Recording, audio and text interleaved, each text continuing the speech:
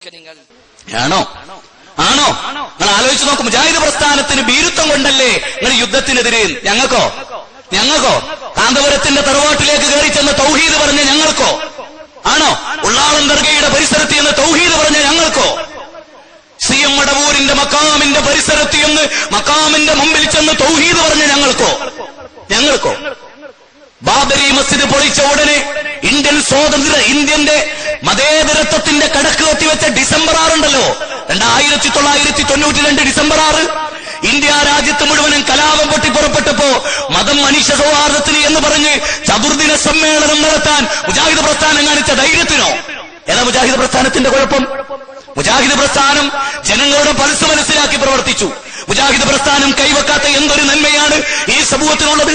കേരളത്തിലെ മുസ്ലിം സ്ത്രീകൾ അടിപ്പാവാട ധരിക്കാത്തൊരു കാലമുണ്ടായിരുന്നു. അറിയുമോ നിങ്ങൾക്ക്? അവർക്ക് അടിപ്പാവാട ധരിപ്പിച്ച പ്രസ്ഥാനമാണ് മുജാഹിദ് പ്രസ്ഥാനം. അറിയോ നിങ്ങൾക്ക്?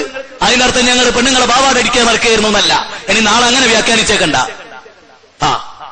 പറഞ്ഞു വന്നതിന്റെ അർത്ഥം അതിന് പോലും അവസരമില്ലാത്തൊരു സമൂഹത്തെ. എനിക്കറിയാം, ഞാന് അരീക്കോടിനടുത്തൊരു സ്ഥലമുണ്ട്, ഇരുവേറ്റി എന്ന് പറയുന്ന സ്ഥലം. അവിടെ ഒരു പ്രസംഗത്തിന് ചെന്നപ്പോ ഒരു മനുഷ്യന്റെ കൈ ഇങ്ങനെ പൊട്ടിയിട്ട് ഇങ്ങനെ, അപ്പൊ അയാൾ പറഞ്ഞു, ബാലുശ്ശേരി ഇതെന്താണെന്നറിയോ എന്ന് ചോദിച്ചിട്ടുണ്ടോട്. ഞാൻ പറഞ്ഞു, കൈ പൊട്ടിയതാണ്. അതെങ്ങനെ പൊട്ടിയെന്നറിയുമോ നിങ്ങൾക്കെന്ന് ചോദിച്ചു. എന്റെ ബാപ്പ ഒരു ഖുറാഫിയായിരുന്നു.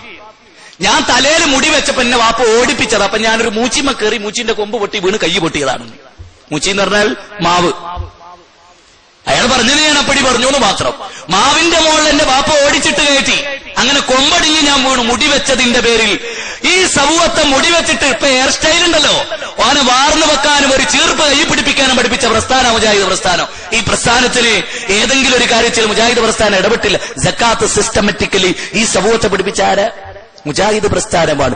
ഈ പ്രസ്ഥാനം ക്രിസ്ത്യൻ ചർച്ചിൽ പറഞ്ഞ പോലെ മുസ്ലിങ്ങൾ തൊട്ടുവെക്കാത്തൊരു ശാസ്ത്രശാഖയില്ല എന്ന് പറഞ്ഞാൽ മുജാഹിദുകൾ തൊട്ടുവെക്കാത്തൊരു മേഖലയും കേരളത്തിലില്ല.